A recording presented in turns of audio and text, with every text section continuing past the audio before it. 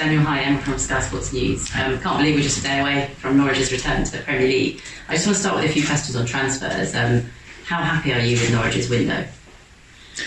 Yes, in general, I'm a happy man. So we are back in the Premier League, and for that, everything's okay. And I will work with whatever I've got. And I think a big compliment to our sporting director, to Stuart Webber. My feeling is he's done an amazing job. So we made it clear from the beginning we still have to pay for some sins in the past, and we're not able to spend lots of money. So for that, it was quite important to keep this group together. So we had many contract extensions. We're pretty careful to bring some new lads in. With our opportunities, of course, as a head coach, you're always crying for some quality, and I would like to be able to sign a striker for £40 million or a winger for £50 million, but we're not capable to do this. For that, I'm pretty happy with the business that we've done, and we're in a good place. There's been a lot of talk about Jordan Rhodes. Did you look to bring him back to Norwich this season? In general, I made it clear, I'm full of respect of Jordan Rhodes, and we really loved him, and he was so crucial, although he was not in each and every minute on the pitch in last season, but he was really crucial also for our success, and we were unbelievably lucky and happy that we had him. But he's a player of Sheffield Wednesday, and I totally respect that he's under contract there, and I would Sheffield should not expect to speak about one of my players for that. I will totally respect the contract situation. I won't speak about a player of Sheffield Wednesday, but without any doubt, Jordan is a great player. And Amadou, your latest signing that was announced yesterday, what do you think he can bring to Norwich? First of all, we had to react a bit because we have some problems in personal terms with injuries and illnesses. So two of our centre backs were more or less out during the whole pre-season. Our holding midfielder Alex Tete had no minutes during the friendlies, and for that we got the feeling, especially in this area, it would be good to bring a player in who is versatile and can play both roles. And Ibrahim is I think a great fit to our squad because he's still young and greedy to develop and to play on top level, but he also proved on a really good level in France and in Spain that he's capable to be pretty important for his team. He was, for example, in France in the top flight, club captain under Marcelo Bielsa, played for Betis Sevilla, so really big clubs also in Europe. And of course, he will need some time to adapt a bit to our style, to the new faces, to a new country. But in general, so we're pretty pleased that we have him, and we all think that's a really good fit to our squad. Will we see any more incomings today? No, I don't expect this. So this business is sometimes crazy, but I don't expect any more business. And it feels like there's such a buzz about the place. What's the mood been like with the players ahead of tomorrow? Yeah, quite good. To be honest, it's always like after returning to the top flight in the country, so it would be bad if there is no euphorism. So quite normal that we're all happy that we're allowed to play on the top level. Of course, we know it's a tough first task to play away at Anfield, but we're working so hard and looking forward to have these games again. And for that, we won't raise the white flag. So it's more like we're looking forward to have this game, and we're all happy that we have this tomorrow. And just lastly for me, talk about Liverpool tomorrow. Jurgen Klopp has spoken really fondly of you in the last few days. Have you spoken to him at all ahead of tomorrow? No, because even in Germany there's pretty often the question, have I spoken to you and what does he say? So to be honest, so it's not the time in this business to sit together with the German coaches and to do some philosophying about football and life and something like this. So it's more like Jürgen has a lot to do with Liverpool, and the same for me here. So there was some time for a relaxed coffee or dinner in the evening and speak about life. So we'll meet tomorrow. I'm looking forward to. Thank you. Jurgen spoke very highly of you and the job you've done here. When you hear Klopp say that, how does that make you feel? Yeah, it's always good when you get some compliments from a world-class coach. That's for sure is much better than if you would say, I don't think he's crap or something like this. That's for sure. But I can't speak highly enough about Jürgen because what he's doing is fantastic. So for me, quality is defined with performance over long-term period. And I don't believe so much in judging after a few weeks or a few months and not even one good year or something like this. And this is exactly what Jürgen delivers. So since years he was top class as his first club in Germany at Mainz 05, then at Borussia Dortmund, and the job he's done at Liverpool is outstanding. So he won the German title, the German Cup. he was in the Champions League final right now. He won the Champions League final. He ended up in the Premier League with more than 90 points. Outstanding brand of football. So I think what he's done, especially right now in the last years in Liverpool, is outstanding. And without any doubt, he's a world-class coach. And it's always good when you got some compliments from such a highly rated and without any doubt top-class coach. To yourself, Jurgen Klopp, you think of David Varga last season, even Daniel Stendel at Barnsley. Why are German coaches doing so well in the English game, do you think?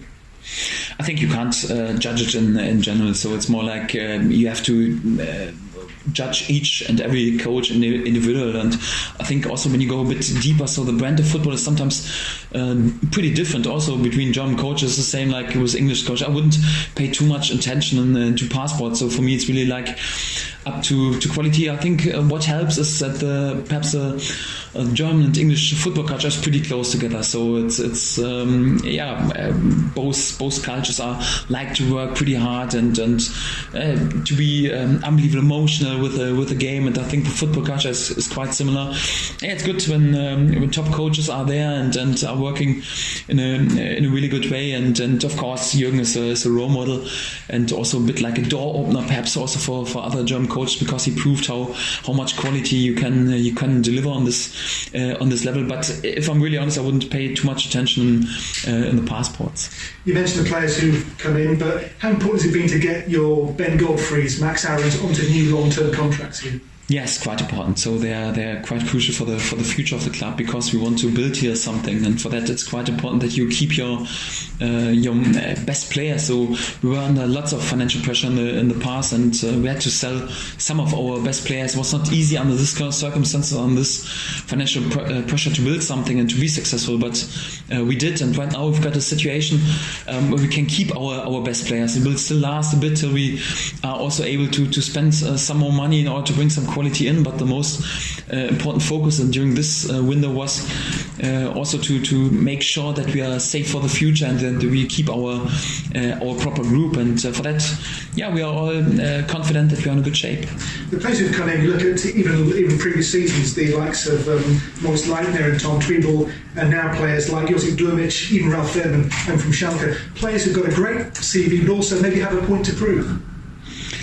Yeah, that's right. Because, like I mentioned before, it's due a bit to our situation. It's not like we can't buy a player who is regularly playing for Barcelona, so no chance. And also we're struggling a bit to do the same with players from Liverpool and Manchester City. So that's quite normal. So for that, we have to work with many young lads. We have many young players from our academy, also to stick to our group, and then to be a bit more creative and perhaps a bit quicker and a bit smarter in our recruitment and in terms of scouting. So for that, top class players who are well known and highly rated here in England. For us, it's pretty often too expensive to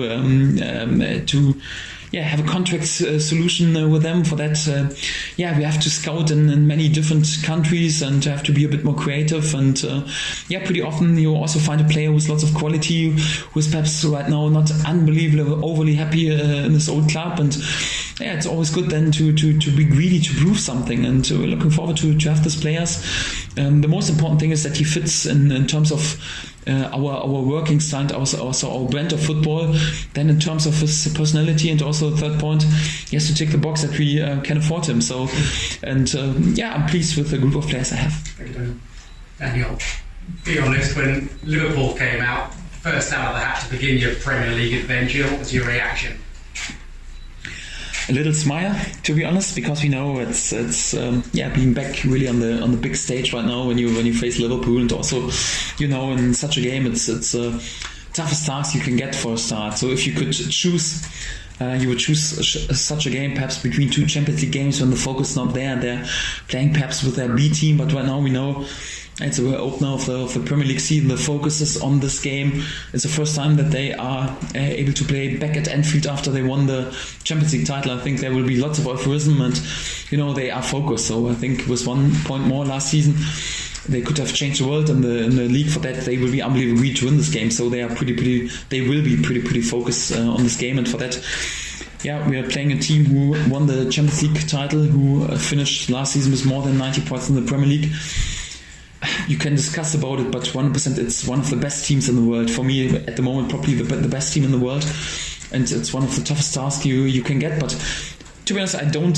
I'm not too much carried away from having the first game, because you have to play each and every opponent 2 times, and I don't want to interpret too much in at what time you have to play.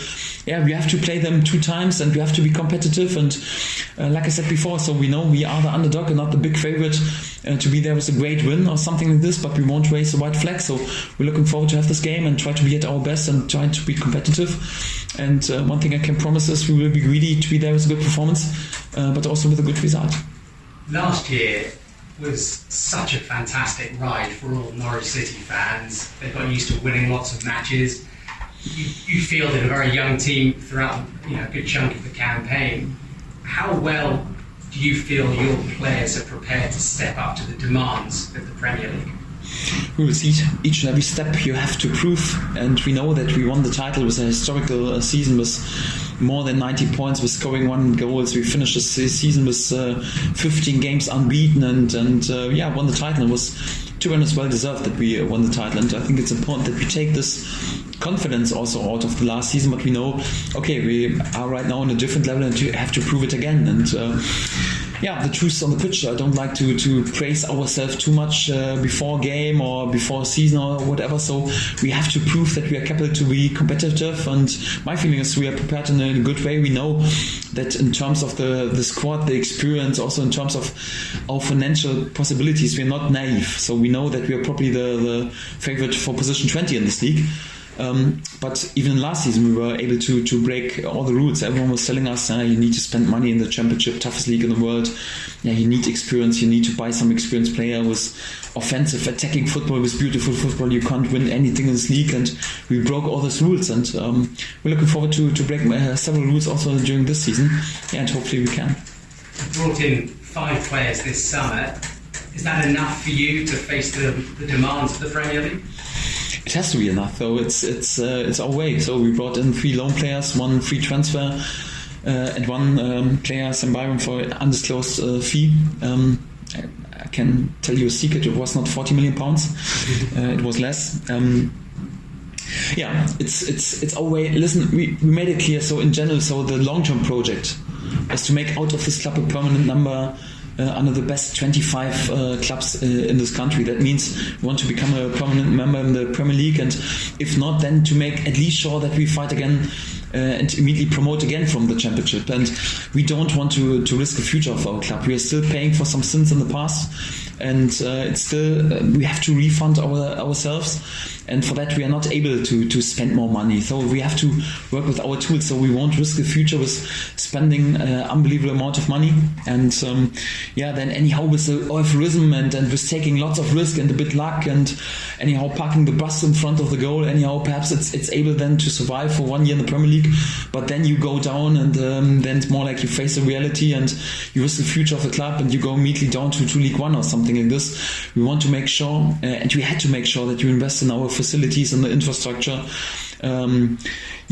Also to invest in our academy, it was no other option. So for that we had to be unbelievably careful in terms of spending money. We are not naive, and we know to spend money to bring some quality in and quality players in.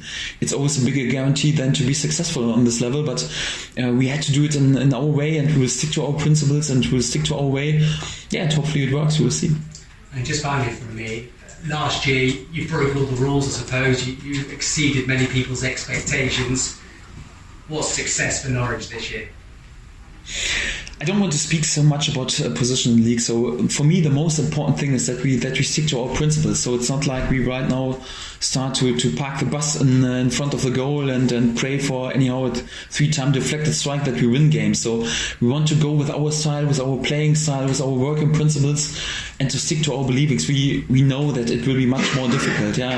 Pretty sure it will be difficult to dominate possession with 90% like we did, for example, in several games in last season. Right now we have to do it at Anfield or at any point at the Etihad or something like this. We're not naive. We know it's quite difficult, but we want to stick to our beliefs and show our football also on the top flight, and show that we are competitive with this style. And one thing is for sure, so you can be sure that we will stick to our beliefs, and we will go our way and try to be as good as we can, and we will see in the end what we're capable to. Enjoy it. Good luck. We try. Danny, in terms of when you went to Dortmund, what was the gap between you arriving and Jurgen leaving? In terms of, was it weeks or months? I'm not sure. There were a few months, I think, between. But we never worked together in Dortmund. Yes. But in terms of what the amazing thing he created at Dortmund and is now doing at Liverpool, is that your ambition here in a different way, but to really make such a sort of a long-term mark at Norwich? Yeah, different clubs and different situations. So Dortmund, one of the giants in Europe, and we don't have to speak about the situation with Liverpool. So I would say it's a little different to Norwich, to be honest. But of course, so he can be a role model in terms of. He worked at Dortmund, also in Liverpool, and when you watch right now Liverpool, you see this is Jurgen Klopp Liverpool, the brand of their style, how they play.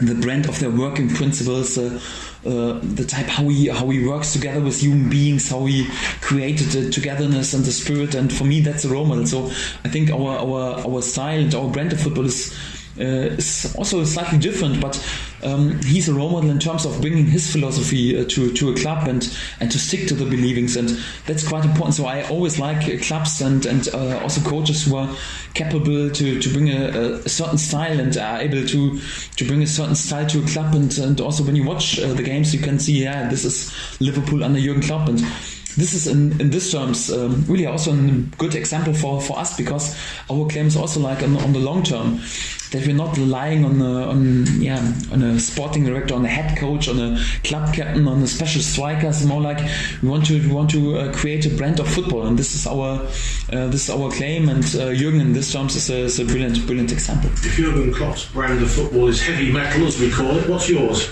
Rock and roll, symphony orchestra? I'm not sure. It's up to you guys to judge it anyhow. Rock and roll it is then. Yeah, if you like. So rock and roll is not too bad, to be honest. Yeah, we are pretty much a possession-based side. We want to control the games. Want to be the protagonist. So if we could choose, we would choose 90 minutes to have the ball, but we're not naive. So in football, if you want to be successful, all topics have to come together. And I'm always happy when we are there with a clean sheet. I'm always happy when we're pretty good in defending. But our approach will always be to attack and to be proactive and to be responsible also when we are there with a good performance, then to win the games. And if you're poor one day, okay, we are then also responsible if we lose it, but you won't see that we just try to park the bus anyhow and pray that anyhow there's a 2 times deflected set piece that we score a goal. So we will always try to be attacking and to control the games. Maybe only 2 of your players tomorrow have played in the Premier League. Can that be seen as a good thing, a positive, in that a lot of players have heavy defeats at Anfield and Norwich have had in the past? Can that be seen as a positive that we've got fresh players there without any Premier League hang-ups? The truth on the pitch, and we'll see if it's a positive, but it can be. So, and I spoke a lot about to him that we have to keep a bit in a positive way our naivety. So it's more like I remind my players pretty often, let's go out with this. Listen, in this business we are speaking so often about money, about contracts, about something like this, about business things, but I want my players to go out really with this attitude a bit. Why they once started to play football. So it was not they didn't think about how many caps in the end I will have in the top flight, how many money I will earn, how long will my contract be. It's more like come on, let's go out with some mates on the pitch and play some football, and let's be brave and win the games against the other team. And I want us to stay and stick a bit to this naivety and to be always brave and not too impressed. And even tomorrow, so it will be a game 11 against 11, and you have to try to bring the ball into this rectangle, and it doesn't change. So there were the same rules on the championship, and we were competitive. And right now we want to be competitive against bigger teams, against bigger clubs. But it's the same game, and we'll try to be there with the same approach like we did last season. I know you said that in an ideal world you have to play Liverpool when they've got Champions League games, but equally, often big teams, so-called big teams, do have a struggle in their first game. Liverpool, Sadio Mane only was back training Monday, and obviously Salah and Firmino, and they've all had long tournaments. So it's not a well-oiled Liverpool team you're playing tomorrow, is it? yes, I'm always searching out for some positives for tomorrow, and I would exactly name the same topics. Yeah, you can speak about.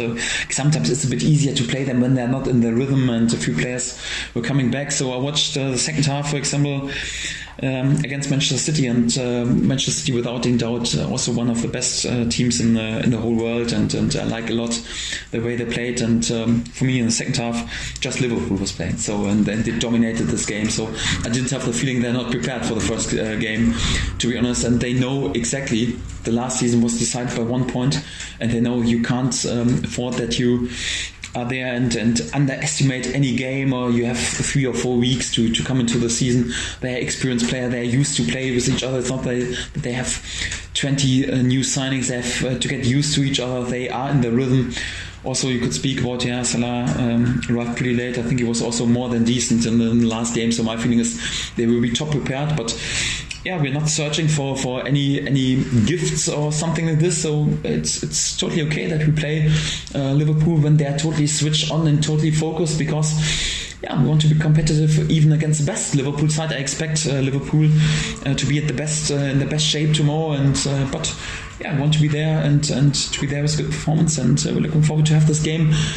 Although there is so much focus on this topic, and I don't expect that they will start slow.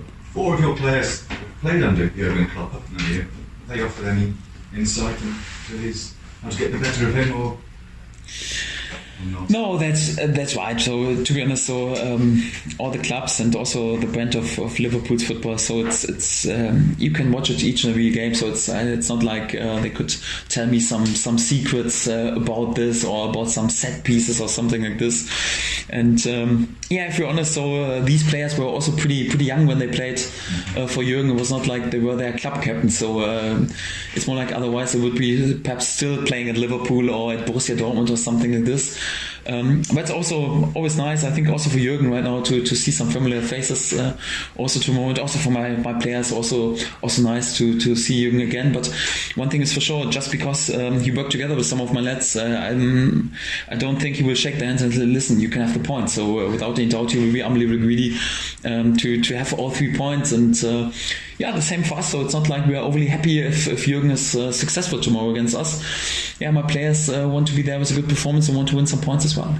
Flano, you said you wouldn't pay much attention to passports with German coaches, but there's been a lot of Borussia Dortmund coaches who've gone on to success since Klopp. You've had Thomas Tuchel, Jan Siewer, David Wagner. What is it about Borussia Dortmund that's producing so many coaches? Borussia Dortmund is one of the best clubs in the world, and 100% the top 10 club in Europe. And of course, when you have coaches like Jürgen Klopp and Thomas Tuchel, for example, so the best clubs in Europe and the world want to have the best coaches. And if you engage them, it's also quite normal that the other best clubs, so when they finish their career there, Jürgen was outstanding at Dortmund. There are not so many clubs on this level who can then also sign Jürgen Klopp. So for that, it's quite normal that a club like Liverpool, for example, is interested to sign him, because he's without any doubt one of the best coaches in the world, a world-class coach, and that's quite normal. All the other things, I think you have to judge it not in general. So different coaches, different styles. I think, of course, David Wagner did an outstanding job at Huddersfield, and I'm full of respect what he did and what he achieved. But to be honest, you can't compare, for example, Norwich with Huddersfield. So we're writing a completely different story, completely different clubs, and also a bit different coaches and different approaches. So I couldn't compare the situation. So I wouldn't say it's coincidence, because Borussia Dortmund is always looking forward to have some good coaches, and also some other clubs in England then of course they are tempted to engage and have some good coach under contract, and sometimes it's that you have this history. It's anyhow a bit funny right now to have this situation, but I wouldn't pay too much attention, and I think it's a bit perhaps not coincidence, but anyhow I wouldn't interpret too much in Borussia Dortmund's way of their coaches. When the fixtures were published, or after you were promoted even, which ground were you most looking forward to visiting in the Premier League? Yes, I've got a special favourite. Perhaps tell you a secret, but it's Carrow Road, to be honest, because I'm looking forward to have my home games, and it's always the nicest thing to play in your living room. So it's not like I'm overly overwhelmed with emotions when we play in other stadiums. So I always love to work in my living room and to play in front of our amazing home fans, and not looking forward to have it here like a journey and can take some pictures in big stadiums. So we want to be competitive, and the best way is always like to play games in your home stadium, and I'm looking forward to have the games at Carrow Road, that's for sure. Daniel, if we're talking about positives, how positive is it that Luis Suarez doesn't play for Liverpool anymore? Because he's terrorised Norwich before. Yes, but that's a few years ago, and it's always good. And quality players are not available, but I think that a few decent players are available for Liverpool too much, and at least it's good that Luis Suarez is not around at the moment. And how are the players feeling ahead of tomorrow? Are they nervous? Are they excited? Or both? Yeah, hopefully both. So it's always good when you're a bit nervous, because when you lose this, even on the top level, then you're not there at your best anymore. But it's also nice. Of course, it's a big game, and everyone wants to be involved. But it's not like, my players started just one day or 1 week ago was playing football, and right now they are overwhelmed with their emotions. So it's more like they're pretty focused and concentrate on being there with a good performance. So it's also players who played for the national teams who have to deliver it on a top level. And it's not like they have a breakdown because they can shake hands with Mo Salah tomorrow. So it's more like, I want to be competitive. Daniel, on that point, as you said, their names speak for themselves. You call them the best club side in the world. So how do you, as a coach, prepare to stop a Salah or a Mane or a Firmino? It doesn't differ so much in order to prepare my team than for Championship side or League One side. Of course, we have to face much better individual quality, but you always have to try to prepare your team in the best way and find some tasks and some topics where you have to be unbelievably good in order to be competitive. And to be honest, we have many topics where we have to be good on tomorrow, because against Liverpool, many topics have to come together in order to be competitive on this level. But we try to prepare them in a perfect way, and hopefully we can bring this on the pitch tomorrow as well. How do you assess the mood of your players as this week's built to tomorrow night? Is excitement, a little bit of trepidation? Focused, concentrated, also a bit nervous, but that's quite normal, and that's a good thing. Not overly excited, of course, a bit. That's also a good thing, but pretty much more focused and concentrate on our topics what we have to bring on the pitch. So I think they are pretty much concentrated on our game and what we have to do tomorrow. It's never guaranteed that we are there with a good performance, because there's an opponent on the other side as well. But my feeling is, we're in a good shape in order to play this game. You said at the start of the week you had one or two selection dilemmas, and the players would be the first to know. Have you reached that point where you know you're 11, and how difficult has that process been? Yes, in general we have a few problems in personal terms, especially in our defense. So at the moment I've got just two centre backs available, because Christoph Zimmermann is out with a long-term injury. Also Tim Klose is out, so he's not available for tomorrow. And also in the holding midfielder position, it's pretty tricky, because Alex Tete didn't have 1 minute in the friendlies during this preseason. He's not available for tomorrow. And also for Ibrahim Amadou, this game will come a bit too early, who can also play in this position. So not so many options. So for that, even if I would want it, so I don't want it, to be honest, but even if I would, it's not possible to park the bus. So we have to play with many offensive players tomorrow on the pitch, and that's what we have to try to do. So it's in order to be successful tomorrow, it will be also important that we are good in our possession, that we keep the ball, because if we just have to defend anyhow our own goal, we have no chance to be there with a good result. So the starting 11 has to be good in many topics, and also the players will come in, and then we have a chance. Is that the hip problem with Klose, and if so, what's the prognosis moving forward? Yes, exactly. The prognosis that he will join us with team training also during the next week. So I hope to have him back then for the next home game, but not for tomorrow. So it's a bit tricky solution. It is like it is. So two centre backs, Christoph Zimmermann and Tim Klose not available. I could compare it if Jürgen would have to do tomorrow without, I don't know, Van Dijk and Matip or something like this, and also the holding midfielder position, it's a bit tricky because if you're honest, so the only natural holding midfielder is Tom Twybull who's left. But it's like this. So I never complained about the situation. So I believe in my players, I believe in our group, and we'll have to work on a plan how to find a solution to be competitive tomorrow. The final one for me, just on the transfer window, you basically said the situation was what it was. You knew you could go out and spend a lot of money in this window, but do you think this will now probably be the last window that yourself and Stuart and the club as a whole have had to go with that approach, and that maybe from January onwards you will be able to spend a little bit more money? Yes, hopefully, because it's not like I'm overly happy that we're not able to spend more money. So I would like to sign some quality players, because I like to work with quality players. But I totally pay into our way and into our philosophy. I totally knew what the situation was when I signed the contract, and I totally stick to our philosophy. I know I'm not naive, so I know that it will be unbelievably difficult. And like I said, we are probably favoured for position 20 in this league, but we will go our way, we will work with our tools.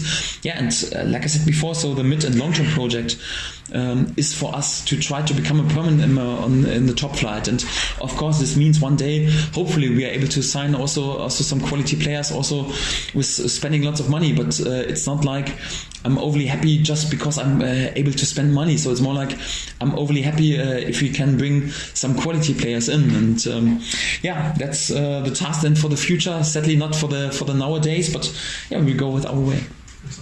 Daniel, just one from me. You and Stuart have both talked about the possibility that there could be heavy defeats along the way this season, because we've seen that happen to very good teams in the Premier League.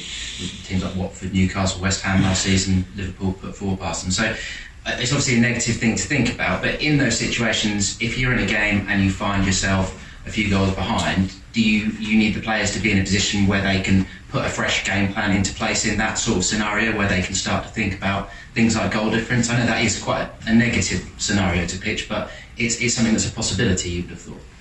To be honest, if you're 6-0 back tomorrow after 85 minutes, even a fresh game plan for the last 5 minutes wouldn't help that much.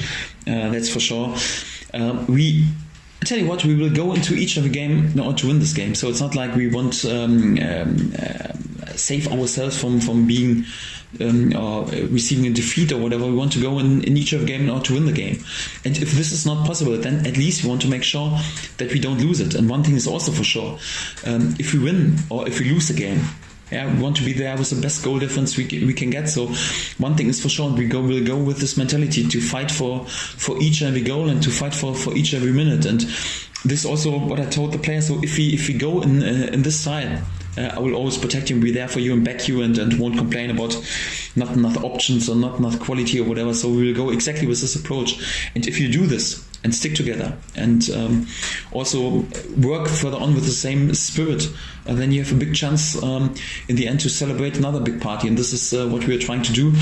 Although we know we have to climb the Mount Everest again, probably with our tools. Yes, so it's compared this a bit like in last season, but it was we were capable to do this, and we try to do the same approach. And in the end, we will see the outcome. But one thing is for sure: whatever happens, so we will stick together and stick to our togetherness. So some coaches would never even mention the fact that things could go wrong and you could get relegated. I didn't mention that. One of you guys asked me. But you're saying you don't want to fall into League One like some clubs have.